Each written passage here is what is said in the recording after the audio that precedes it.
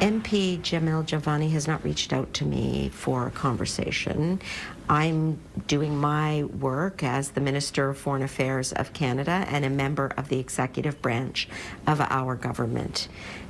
That is fully within and expected of me as a minister, and we will continue to work with the United States and with Denmark and Greenland and a host of other multilateral alliances. As Foreign Affairs Minister Anita Anand today talking about Jamil Jivani's solo trade mission to Washington this week. Now, the Conservative MP's visit has generated a lot of reaction within the government, but it's also raised the question, will it help or hurt Canada's position with the Americans? Let's not forget, Jivani's a longtime friend of Vice President J.D. Vance. Now, his office has not confirmed any specific individuals that he's met with, but on social media, Jivani has said that he's met with officials at the White House and State Department. And most recently, this afternoon, on social media, he wrote this: economic uncertainty and job losses have created tough times for many in Oshawa, Clarington, and across Canada. Today, I had positive conversations about CUSMA with GM, National Association of Manufacturers, and American Automotive's Policy Council. Last stop before going home, USTR. That's also known as the United States Trade Representative, but again, it's not clear if he did have a meeting with Jamieson Greer or other people in that office. So, will Jivani's unofficial diplomatic mission move the needle on Canada-U.S. relations? Well, let's bring in our front bench. Sabrina Grover was a federal Liberal candidate in the 2021 election. She's a senior advisor at North Star Public Affairs. Melanie Paradis is former communications director to Aaron O'Toole. She's now the president of Texture Communications. And Carl Belanger also here. He's the former interim NDP national director. He's now the president of Traction Strategies. Welcome to Friday, everyone. Thanks for being here. Sabrina, I think a lot of people have been wondering, look, if Jivani was willing to help earlier, well, why didn't the Liberal government just ask him? So now we're hearing from him that he's had these positive conversations and that he does think that, you know, things can move forward. So do you think that the Liberals waited too long, essentially, in either reaching out to him or having a conversation with him altogether? Not at all. I think the Liberals are in government. It is Mark Carney's government, and Mark Carney is leading a strategy that employs the people that he has around him, including Dominic LeBlanc, Anita Anand, Melanie Joly, other folks around the table, around the cabinet table, as well as our diplomatic presence in the United States, which until recently, led by Ambassador Kristen Hillman. I think that the Liberals had a strategy for what they were trying to accomplish. And let's be honest here, like Mark Carney's relationship with Donald Trump is pretty good, even in light of the Davos speech, even in light of some of the, harsh criticisms and harsh policies that he's put forward that respond to the United States. Mark Carney and Donald Trump seem to be on pretty good terms.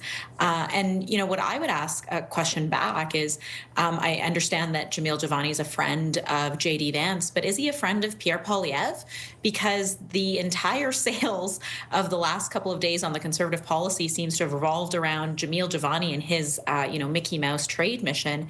And while I think Pierre obviously acknowledged it and said that that was something in sale of in deed of his constituents, it doesn't seem like it was coordinated. It doesn't seem like it was necessarily endorsed. And it's really, I think, taken the sails out of the leader of the opposition. Yeah, Mel, it's interesting because it's not clear what kind of coordination there was around this, either with the Liberal government or even within the opposition leader's office. I did speak to a number of Conservatives on their way into caucus on Wednesday, asking them about this, and a lot of them, or those who stopped, I should say, seemed supportive. So what is your sense of how Conservatives are seeing this within caucus right now? So look, Jamil Jivani is someone who spent a lot of time in the United States. He went to an Ivy League school. That's where he met J.D. Vance.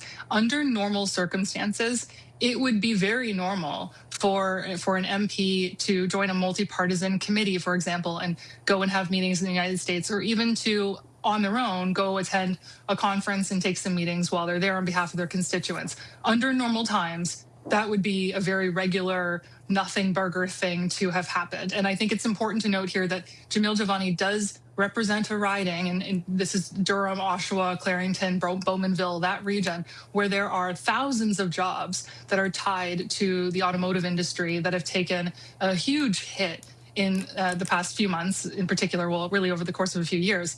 And so it makes perfect sense to me that he would be lobbying on behalf of his constituents to try to bring jobs back, to stop this bleed of automotive out of Ontario into the United States. Now, whether or not this was coordinated is a different conversation. In my previous role, when I ran communications in the office of the Leader of the Opposition, if an MP wanted to make an announcement or do something like this, we would coordinate with them to have a press conference to issue a statement on it. There would be maybe a stand-up with the leader at the same time. There was none of that here, so I do think this was a bit of a lone wolf move, but it doesn't mean that it wasn't without merit and that there aren't things that he could bring back that the government could learn from if they sit down and debrief with him. It's interesting, Carl, because we asked a number of Liberals on Wednesday as well, what do you think of this? And I'll ask you the question and sort of throwing back at you what Finance Minister François-Philippe Champagne said. Is the proof in the pudding here in what he can bring back, or what meetings that we do know or don't know that he had? Because I mean, I think that's another question. Who did he meet with? He said he met with somebody at the State Department, but we don't know who. Was it Marco Rubio? Who was it? Yeah, we don't know who, and the government of Canada doesn't know either. That's what's puzzling about it. But he says he's willing to talk to the Prime Minister and to LeBlanc when he comes back to debrief. That's all I'm saying. Sure, but you know why the communication hasn't happened before the trip? Why was there no discussion? I mean, it's not a surprise that Jivani knows J.D. Vance. We've been knowing this for a long time. He's offered to help. Why didn't we reach out? Like, why is the government not reaching out to him ahead of the trip? Why was there no line of communication established? He did speak to LeBlanc. LeBlanc did brief him. Sure, but Anita Anand didn't, right? Yeah. She seemed to be really dismissive of his trip, and perhaps, you know, Jivani's too much of a loose cannon to be trusted. Maybe that's the thinking. I don't know. But if the guy is in it and can be used for leverage, maybe he should be used a little more in a little more coordinated fashion.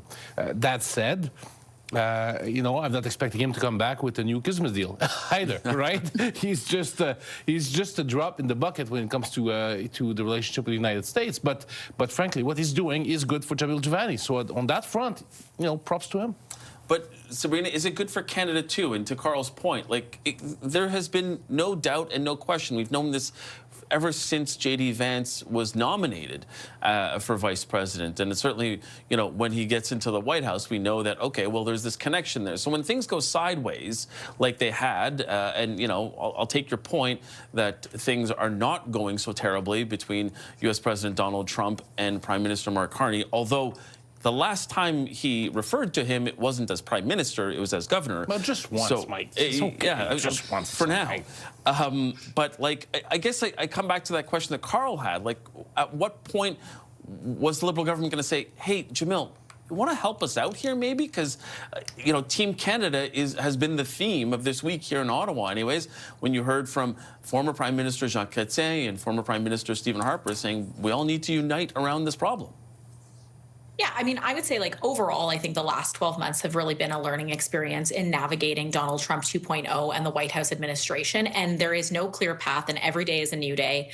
You know, sometimes you hear from Pete Hegseth, sometimes you hear from Howard Lutnick, sometimes you hear from Donald Trump. Like, I don't even know how much influence J.D. Vance has in the White House. Every day is a new day. So I think that he's vice president. Sure. But I don't know how much that matters to Donald Trump. But I think, you know, so I think for Canada, it has been a learning experience. And certainly in that learning experience, we've had lots of people reach out to the United States on their own, right? I think Danielle Smith has done that. You've seen Doug Ford do the same in hosting joint press conferences with governors down south. So I think there has been a lot of engagement, but that's all been coordinated. And I think I'm not sure that Jamil either presented this in a coordinated fashion. I agree your point. Like, Dominic LeBlanc did brief him, which is great.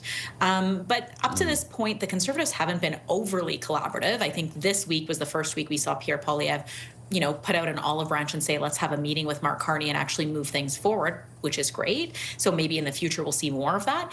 But this trip, orchestrated on its own, doesn't seem coordinated. It doesn't seem necessarily like it brought back tons of stuff, except for maybe some of the relationship pieces we already knew he had.